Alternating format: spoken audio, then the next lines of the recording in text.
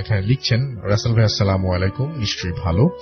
আমার পাঠানো দ্বিতীয় ঘটনা পড়ে শোনালে খুশি হতাম। এনিওয়ে, এটা আমার পাঠানো তৃতীয় ঘটনা। যেহেতু আমি পুলিশে চাকরি করি তাই ছুটি নিয়ে স্টুডিওতে আসা সম্ভব নয়। আপনি পড়ে শোনালে খুশি হই। আমি পুলিশে চাকরি করি, একটা থানার এসআই। আমার নাম গিয়াসউদ্দিন এবং আমি সিলেটের কোন এক জায়গায় থাকি আর কি। তো 2015 সালের জানুয়ারি মাসের কোন এক বৃহস্পতিবার রাতের ঘটনা। ওই দিন আমি ছুটি নিয়ে বাড়ির উদ্দেশ্যে রওনা হই। যেমন খুশি ভাব নিয়ে বাড়ির উদ্দেশ্যে যাচ্ছিলাম, ভাবতেই পারিনি এটা আমার জীবনের একটা কাল রাত। রাত আনুমানিক 11:30টায় আমি বরমচাল রেল স্টেশনে নামলাম। এত রাতে নামার কারণ হল ট্রেনটি দেরি করে ছেড়েছিল বলে, না হলে রাত 8টায় নামতাম। যাই হোক, ট্রেন থেকে যারা নামলাম তাদের মধ্যে একমাত্র আমি ভাটেরায় যাব, বাকিরা বরমচালের স্থানীয়। বরমচাল বাজারে প্রবেশের পর তো বন্ধুরা, আমি আজ কথা বলবো 1x নামে একটি নতুন গেমিং প্ল্যাটফর্মের ব্যাপারে। এর ইন্টারফেস খুবই ফ্রেন্ডলি এবং এটা 100% বৈধ। পিএসজি এবং সিরিয়াএ এই অ্যাপের স্পন্সর। আর এটা এমন একটা প্ল্যাটফর্ম যাকে আপনি বিশ্বাস করতে পারবেন। এখানে আমি প্রচুর গেম খেলি, যেমন ক্র্যাশ গেম, যেখানে প্লেন যত উপরে উঠবে আপনি তত টাকা ইনকাম করতে পারবেন। এছাড়া রয়েছে online slot, live match streaming এবং রিয়েল টাইম গেম, যেখানে আপনি আইফোন, ল্যাপটপ এবং বিএমডব্লিউর মতো পুরস্কার জিততে পারবেন। আর এখানে আমার টপিক হিসাবে আমি বেছে নিয়েছি চিকেন রোড। আপনি ওই দ্রুত এবং মজাদার গেমটি খেলতে পারেন। এখানে আপনি খুব সহজে আইপে, ইউপি এবং ব্যাংক ট্রান্সফারের মাধ্যমে আপনার টাকা উত্তোলন করতে পারবেন। আর এখনই যদি আপনি আমার প্রচার কোড ব্যবহার করেন তাহলে পেয়ে যাবেন 30,000 টাকা পর্যন্ত বোনাস এবং বিনামূল্যে স্পিন। তাই অবশ্যই 1xে রেজিস্টার করুন এবং আজ থেকে জেতা শুরু করুন। আমার সাথে থাকা 2-4 জন যারা ছিল তারা চলে গেল। রাত প্রায় 12টা। আমি রাস্তার বিবরণ দেই। বরমচালের পর ইটাখলায় একটা বটগাছ আছে, যেখানে সনাতন ধর্মাবলম্বীরা তাদের উপাসনা করেন। পরে আরেকটি প্রাচীন বটগাছ আছে ভাটারার হরিপুরে। এটি অত্যন্ত প্রাচীন একটা গাছ, যেখানে সনাতন ধর্মের অনুসারীরা তাদের বিভিন্ন উপাসনা করেন। এরপর আমার গ্রাম ভবানীপুর, এরপর দক্ষিণ ভাগ গ্রাম, এরপর একটা ছোট খাল বুবাছড়া ও তার 5 গাঁও শাহিদগা। 5 গাঁও শাহিদগার কথা বললাম কারণ আমার ঘটনা ওই জায়গা পর্যন্তই। যাই হোক, বরমচাল বাজারে কিছুক্ষণ দাঁড়িয়েছিলাম এই আশায় যদি কোনো পিকআপ বা সিএনজি পেয়ে যাই। তার কারণ অনেক চালক আছেন যারা গভীর রাতেও সিএনজি চালিত অটো ও পিকআপের গ্যাস ভরার জন্য কুলাউড়ার একটি ফিলিং স্টেশনে যান। রাত প্রায় 12:30। কোনো গাড়ির দেখা পেলাম না। মনটা একটু খারাপ হয়ে গেল। কি আর করা, ভাবলাম হেঁটেই যাই। হাঁটা শুরু করলাম। উল্লেখ্য, আমার ইউনিফর্ম পরা ছিল এবং সাথে একটা ব্যাগ ছিল। তাতে রাত কয়টা জানি না, তবে 1টার কাছাকাছি হবে। আমি ইটা খায় ওই বটগাছের তলে দেখলাম একটা মোমবাতি প্রায় শেষ হয়ে যায় এমন ভাবে চলছে। কেন ভয় পেলাম না? কারণ আমি দেখছি স্থানীয় একজন পুরোহিত প্রায় সন্ধ্যায় বটগাছের নিচে কয়েকটা প্রদীপ জ্বালাত। এসব চিন্তা করতে করতে আমি হরিপুরের নয়া রাস্তার মুখে আরেকটু সামনে গেলেই ওই প্রাচীন বটগাছটি ঠিক তখনই আমার পেছনে একটা বিকট আওয়াজ। হঠাৎ এমন আওয়াজ শুনলে যে কেউ ভয় পাবে। পিছনে ফিরে হালকা চাঁদের আলোয় দেখলাম, যা দেখার জন্য আমি প্রস্তুত ছিলাম না মোটেই।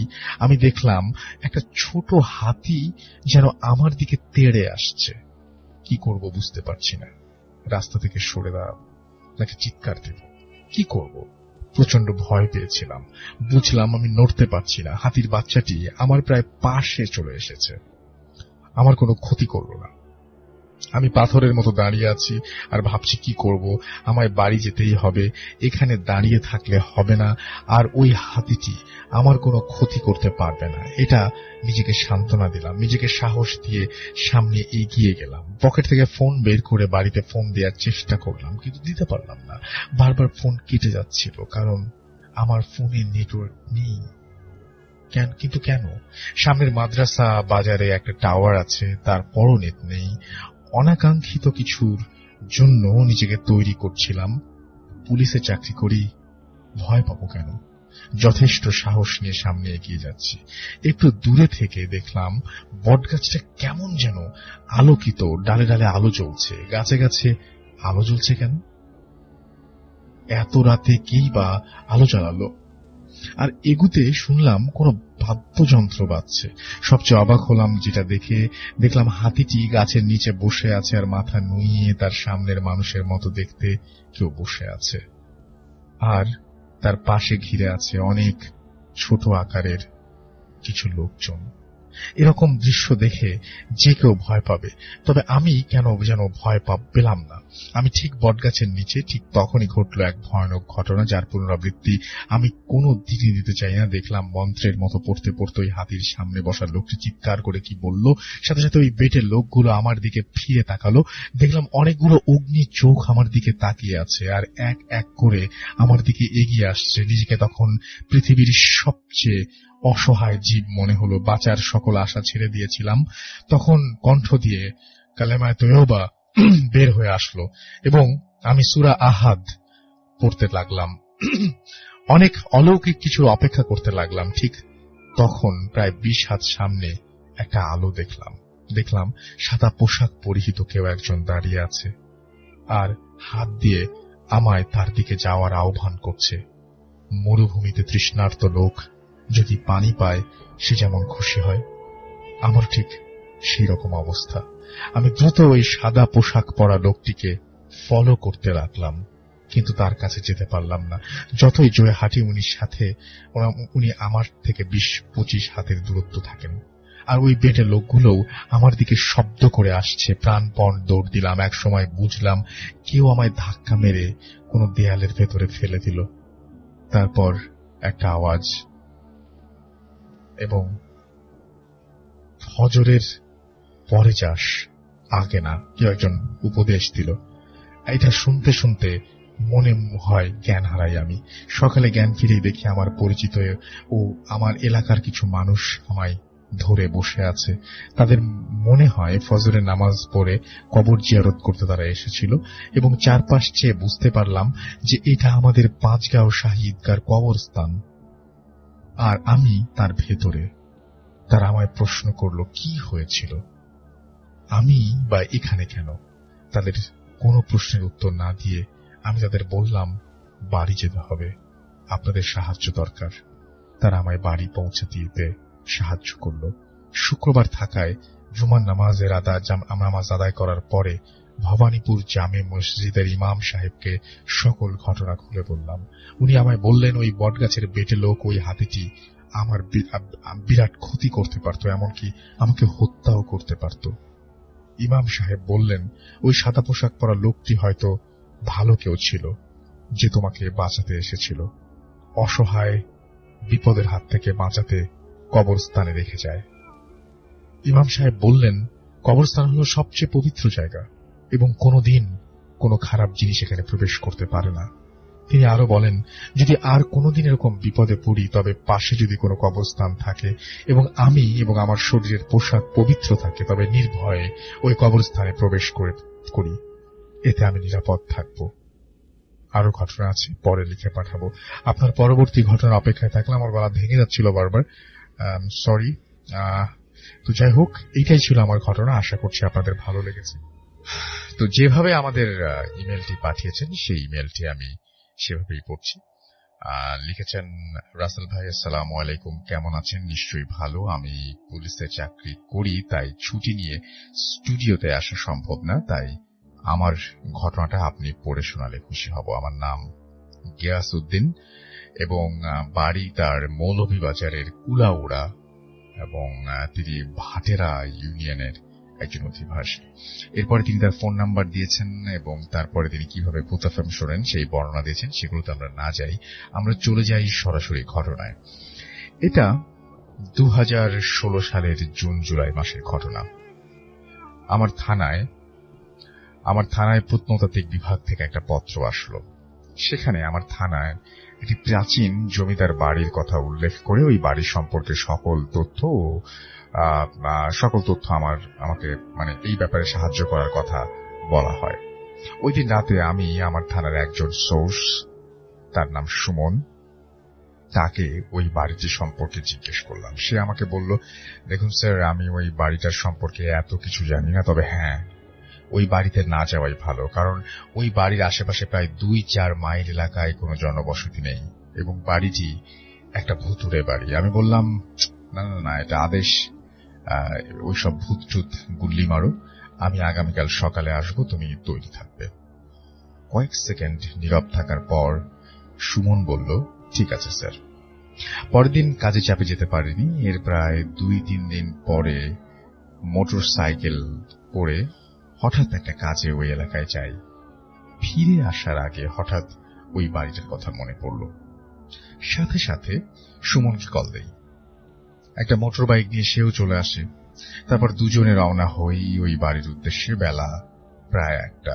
আমি লক্ষ্য করলাম চারপাশে ফসলি জমি আছে, আর আমরা তার মাঝ দিয়ে একটা ছোট রাস্তা দিয়ে যাচ্ছি। আরো কিছু জায়গা যাওয়ার পরে লক্ষ্য করলাম চারপাশে হালকা জঙ্গল এবং মানুষের চলাচল না থাকায় রাস্তায় স্পেস ছোট হয়ে আসছে। এরপর এক সময় আমরা ওই জমিদার বাড়িতে পৌঁছাই। দেখলাম বাড়ির সামনে 2টি বিশাল পুকুরের অস্তিত্ব আছে, যা এখন জঙ্গল ও কচুরিপানায় ভরপুর। 2 পুকুরের মাঝ দিয়ে রাস্তা আছে এবং 10-15 ফুট পর পর পাথরের কারুকাজ করা কিছু উঁচু পিলার ছিল, যা সময় পরিক্রমায় জঙ্গলে পরিণত হয়েছে। জমিদার বাড়ির সামনে গিয়ে দেখলাম বাড়িটা বেশ পুরনো, 100 থেকে 150 বছর আগের হবে। দীর্ঘকাল মানুষজন না থাকায় একটা পোড়ো বাড়ির মতো লাগছে এবং আশেপাশের পরিবেশ বেশ নির্জন। বাড়ির ভেতরে প্রবেশ করতে চাইলে সোর্স সুমন বারণ করল। আমি বললাম, আরে এখন দিন আর আকাশে সূর্য আছে, তোমার ওই ভূত দিনের আলোয় আমার কোনো ক্ষতি করতে পারবে না। এটা বলে আমি সুমনকে নিয়ে বাড়ির বারান্দায় প্রবেশ করি এবং সাথে সাথে অনুভব করি বাইরের আবহাওয়ার সাথে এর কোনো মিল নেই। একদম ঠান্ডা এবং এক নীরব পরিবেশ। সিঁড়ি বেয়ে দোতলায় উঠলাম। দেখলাম ফার্ন জাতীয় উদ্ভিদের কারণে সিঁড়ির তেমন কোনো অস্তিত্ব নেই। দোতলায় বারান্দায় এসে দাঁড়িয়ে অনুভব করলাম একই পরিবেশ, ঠান্ডা, নির্জন। কিছুক্ষণ পরে সুমন বলল, চলেন স্যার, যাই।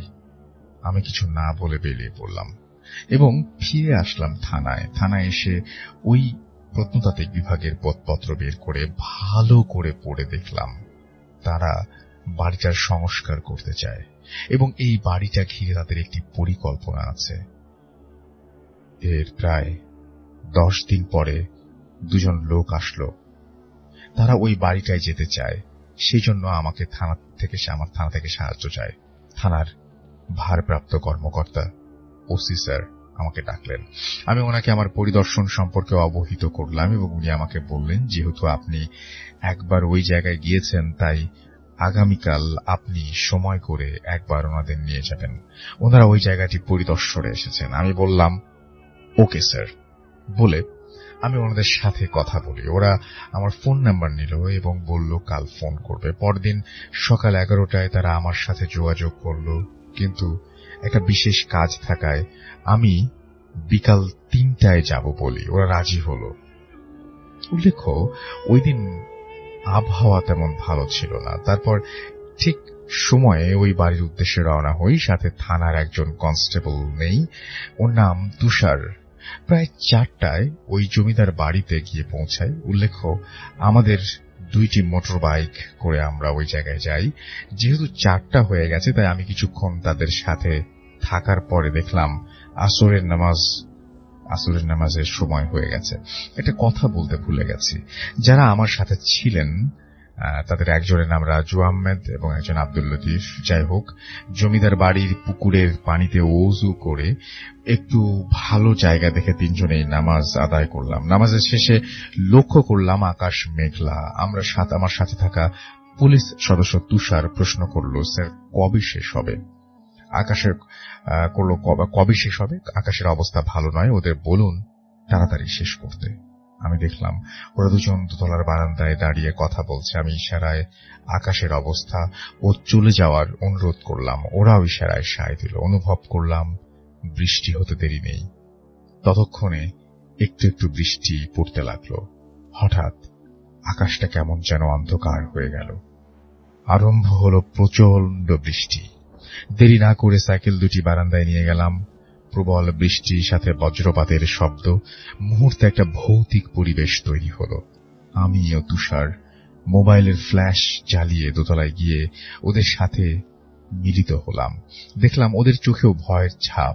সন্ধ্যা হয়নি, তারপরও রাতের মতো অন্ধকার। আমি চিন্তা করলাম এখন কি করা যায়। বৃষ্টি কমেই বেড়ে চলছে এবং এর মধ্যেই বাইক চালিয়ে যাওয়া সম্ভব নয়। তাই ওদের বললাম মাগরিবের নামাজ পড়ে রওনা দিব, আর ততক্ষণে বৃষ্টিও কমে যাবে। মাগরিবের নামাজ শেষ করলাম, কিন্তু বৃষ্টি কমার নাম নেই। আমি প্রাচীন জমিদার বাড়িতে আমরা চারজন হঠাৎ শুনলাম পিছনের দরজায় কেউ নক করছে। আমরা চারজন একে অন্যের দিকে তাকিয়ে আছি। আমরা অবাক। এই নির্জন জনমানবহীন বাড়িতে আমরা চারজন ছাড়া আর কে থাকতে পারে? তারপর লক্ষ্য করলাম একটা জানালা ধপাস করে খুলে গেল এবং সবচেয়ে অবাক করা বিষয় হলো ওই ঘরের মধ্যে আলো জ্বলছে। আর আমরা দাঁড়িয়ে থাকতে পারলাম না, তাড়াতাড়ি নিচে চলে এলাম। চিন্তা করলাম বৃষ্টি যতই হোক না কেন আমরা সাইকেল করে চলে যাব। আর আমি মোটরসাইকেলে উঠে আমি স্টার্ট দিলাম। ওরাও স্টার্ট দিতে চাইল, কিন্তু ওদের মোটরসাইকেল কোনোভাবেই চালু হচ্ছিল না। আর আমার মোটরসাইকেল হঠাৎ করে বন্ধ হয়ে গেল। বৃষ্টি থেমে গেছে, কিন্তু বিদ্যুৎ চমকাচ্ছে আকাশে। শত চেষ্টা করেও মোটর বাইক চালু করতে পারলাম না। বুঝতে বাকি রইল না আমাদের জন্য কিছু একটা অপেক্ষা করছে। রাত তখন 8টা। আমাদের সকলের সাথে মোবাইল ফোন ছিল। আমরা তা দিয়ে যোগাযোগের চেষ্টা করলাম, কিন্তু তাতেও বিফল হলাম। ফোনে সিগন্যাল নেই। আধুনিক সভ্যতার এই যুগে আমরা যোগাযোগবিহীন সবাই বসে পড়লাম। ঠিক তখন সকলে অনুভব করলাম বাড়িটা আস্তে আস্তে আলোকিত হচ্ছে। প্রথমে এক এক ঘরে আলো জ্বলে উঠল।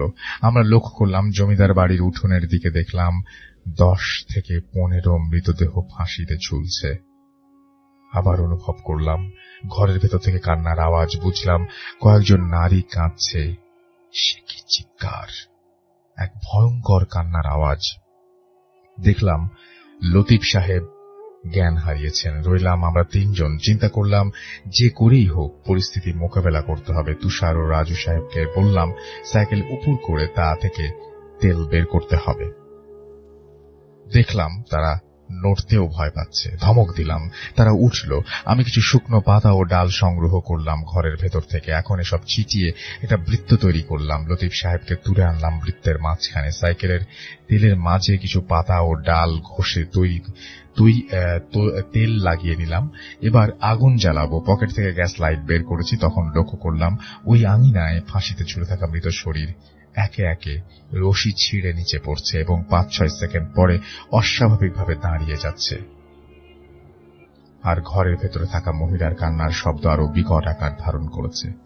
পিছনে ফিরে দেখলাম 8-10 জন মানুষ সিঁড়ি বেয়ে উঠে আসছে। পরিস্থিতি সামলাতে আমি আর দেরি না করে আল্লাহর নাম নিয়ে আগুন জ্বালালাম। সাথে সাথে জমিদার বাড়ি আলো নিভে গেল। আগুনের আলোয় আমি দেখলাম যে মহিলাগুলো উপরে উঠে আসছিল এবং যে পুরুষের একে একে চিৎকার করছিল তারা অদৃশ্য হয়ে গেল। প্রায় 1 ঘন্টা পরে লতিফ সাহেবের জ্ঞান ফিরল। এবার অনুভব করলাম আশেপাশে কোনো অশুভ শক্তি নেই। প্রথমে আমি ওই বৃত্ত থেকে বেরিয়ে সাইকেল চালু করার চেষ্টা করি। 2-3 বার করার পরে চেষ্টার পরে সেটা চালু হয়। এবার তুষার উঠে দাঁড়ালো, কিন্তু কিছুক্ষণ চেষ্টা করার পরে তার মোটর বাইকও চালু হয়ে গেল। এবার আমরা দুজনে ওদের নিয়ে রওনা দিলাম এবং আল্লাহর রহমতে ওই দিন বিপদ থেকে রক্ষা পেলাম। পরে ওই বাড়ির ইতিহাস জানতে পারি। ওটা ছিল এক মুসলিম জমিদার বাড়ি, যারা ইংরেজের আনুগত্য স্বীকার করতে অস্বীকার করে এবং একসময় ইংরেজরা ওই জমিদার বাড়ি আক্রমণ করে। জমিদার ও তার বাড়ির পুরুষদের ফাঁসির গাছে ফাঁসিতে ঝুলিয়ে হত্যা করে ও বাড়ির মহিলাদের নির্যাতনের পরে ঘরে তালাবদ্ধ করে পুড়িয়ে মারে। এবং এটাই ছিল ঘটনা। এই শুক্রবার আসতে চেয়েছিলাম, তবে ছুটি পাইনি। সময় করে যদি পারি কোনো এক শুক্রবার স্টুডিওতে আসবো। আপনাকে স্টুডিওতে আসার আমন্ত্রণ জানাচ্ছি এবং আশা করছি কখনো না কখনো আপনি ছুটি পাবেন এবং চলে আসবেন। এবং আপনি বলেছেন আপনার নাম বললে কোনো সমস্যা নেই, দ্যাটস ওয়াই আপনার নাম আমি আবারও বলছি, Giasuddin. Thank you so much. আপনার ঘটনা অনেক চমৎকার ছিল। আশা করছি এরকম ঘটনা আপনার কাছ থেকে আমরা চলে যাব আমাদের পরবর্তী ঘটনা। আর একটা ইমেইলে চলে যাচ্ছি এবং আমাদের এই ইমেইলটি আমাদের একজন লিসেনার পাঠিয়েছেন। রাসেল ভাই, আশা করি ভালো আছেন। অনেক বিজি থাকার কারণে ভূত এফএম শোনা হয় না, তারপরও সময় বের করে ভূত এফএম শুনি। আমি একবার আপনার শোতে এসেছিলাম এবং এটা নর্থ যাত্রাবাড়ি থেকে তিনি পাঠিয়েছেন, নামটা লেখেননি। আচ্ছা, it was nice memory in my life. Russell ভাই, আমার বাসা অনেক দূরে হওয়ায় শোতে এসে ঘটনা বলতে পারছি না। যদি ঘটনাটা আপনাদের কাছে ভালো লাগে তবে পড়ে শোনাবেন। ঘটনাটি আমার নিজের সাথে ঘটে যাওয়া খুব রিসেন্ট এবং খুব পরিচিত এক মামার সাথে ঘটে যাওয়া ঘটনা। আমি যে বাসায় থাকি এই বাড়িটি আমার সাথে ঘটে যাওয়া ঘটনা এবং বাড়িওয়ালার কড়া নির্দেশ থাকা সত্ত্বেও আমি সেটা শেয়ার করছি।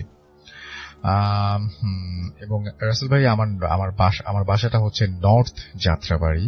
এই বাড়িতে আমরা প্রায় 16 বছর আছি এবং বাড়িটা বেশ পুরনো এবং অনেক বড় জায়গা নিয়ে বাড়িটি করা এবং বাড়ির সামনেও বেশ বড় জায়গা আছে। আমরা এই বাড়িতে যখন উঠি তখন থেকেই রাতের বেলা অনেক অদ্ভুত শব্দ শোনা যেত। তো বন্ধুরা, আমি আজ কথা বলবো ওয়ানেক্স নামে একটি নতুন গেমিং প্ল্যাটফর্মের ব্যাপারে। এর ইন্টারফেস খুবই ফ্রেন্ডলি এবং এটা 100% বৈধ। পিএসজি এবং সিরিয়াএ এই অ্যাপের স্পন্সর। আর এটা এমন একটা প্ল্যাটফর্ম যাকে আপনি বিশ্বাস করতে পারবেন। এখানে আমি প্রচুর গেম খেলি, যেমন ক্র্যাশ গেম, যেখানে প্লেন যত উপরে উঠবে আপনি তত টাকা ইনকাম করতে পারবেন। এছাড়া রয়েছে online slot, live match streaming এবং রিয়েল টাইম গেম, যেখানে আপনি আইফোন, ল্যাপটপ এবং বিএমডব্লিউর মতো পুরস্কার জিততে পারবেন।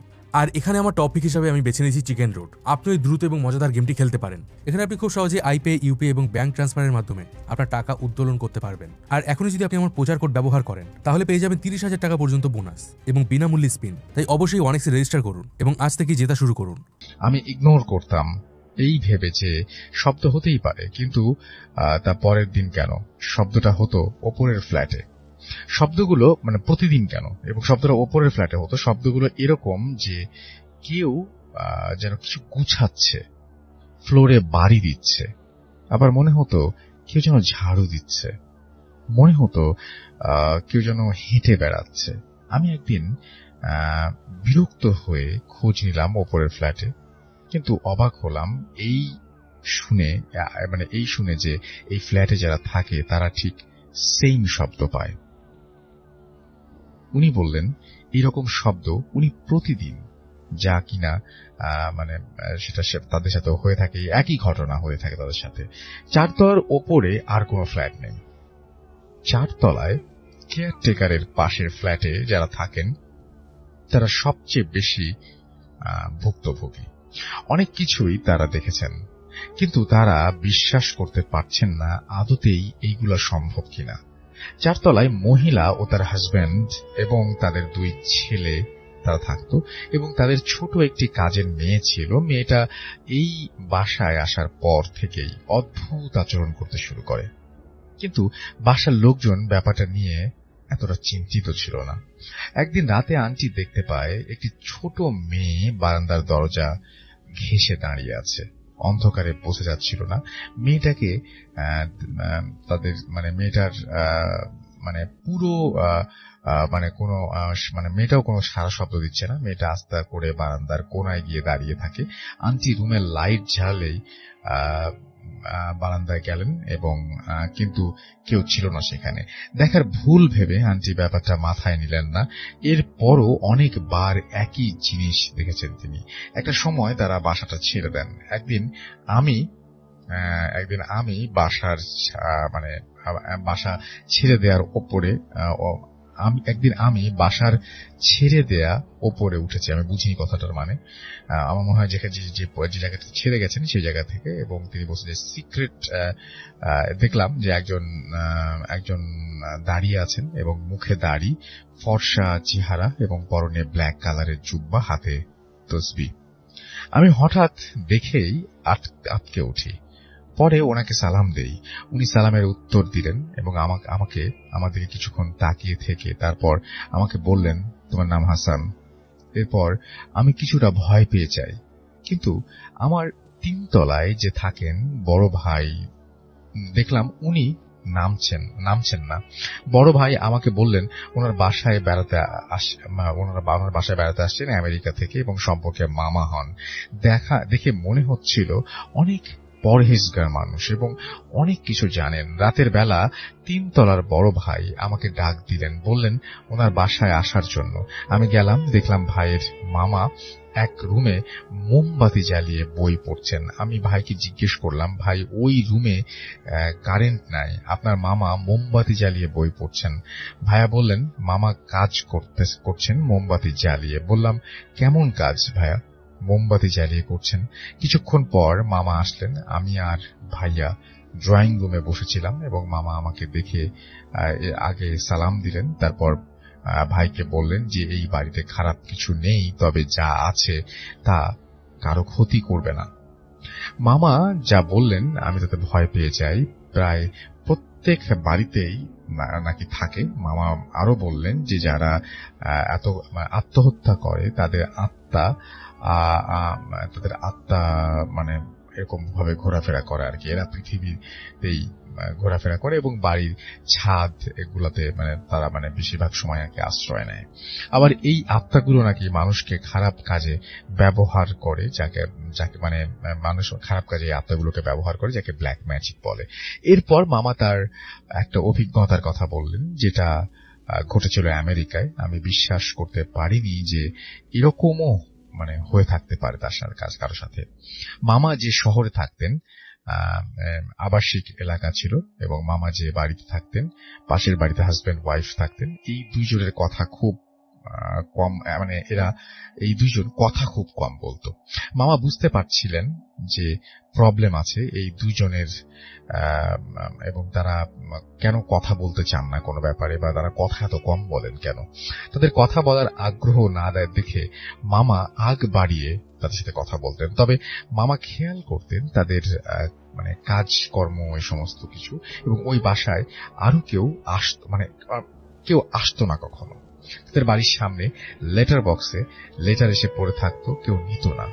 একদিন গভীর রাতে মামার ঘুম ভেঙে যায়। মামা ড্রয়িং রুমে আসেন এবং জানালা দিয়ে স্পষ্ট দেখতে পান পাশের বাড়ির সামনে থেকে সেই জিনিসগুলো, যেমন চেয়ার টেবিল বাতাসে ভাসছে, বাড়ির ভেতরে সব জিনিসপত্র এগুলো ভাসছে। এবং সবচাইতে অবাক করা ব্যাপার হলো যে লেটার বক্সে যে লেটার চিঠিগুলো ছিল সেগুলো বাড়ির দরজার সামনে ভাসছিল বা ভেসে ভেসে যাচ্ছিল, আর প্রচন্ড জোরে বাতাস বইতে শুরু করছিল ওই সময়।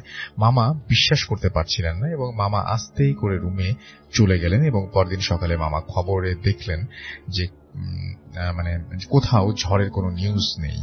এবং তাহলে গতকাল রাতে কি ঘটেছিল? ওখানে তো ঝড় বয়ে গিয়েছিল, মামা এরকম দেখেছিলেন। এবং মামা ডিসাইড করে লেটার বক্সের চিঠিগুলো এবং চিঠিগুলোর কাজ এবং চিঠিগুলো কেনই বা এগুলো পড়ে আছে তা দেখলেন, যা একদমই ভুল ডিসিশন ছিল। মামা বের হলেন এবং ওই বাড়ির সামনে থেকে চিঠির বাক্সের সামনে গেলেন এবং দেখলেন যে সবগুলো চিঠি বক্সে রয়েছে। মনে হয় না যে বক্সটা কাল রাতে কেউ খুলেছে বা সেই চিঠিগুলো সেখান থেকে সরে গেছে, এরকম কোনো কিছু মনে হয়নি। মামা একটু ভয় পাচ্ছিলেন, কিন্তু তারপরও মামা চিঠিগুলো নিলেন এবং চিঠিগুলো থেকে একটি খাম হাতে নিলেন এবং খামটা খুলে দেখলেন যে ভেতরে চিঠি লেখা নেই। আজব ব্যাপার, খালি একটা পেজ। খালি পেজ কেন? পরেরটা একই অবস্থা। তারপরেরটা খুলে দেখলেন 3 লাইনের কিছু একটা লেখা, কিন্তু কোন ভাষায় লেখা আছে তিনি বুঝলেন না। মামা একবার চিন্তা করলেন যে চিঠিগুলো ঘরে নিয়ে যাবেন এবং তারপরে তিনি দেখবেন।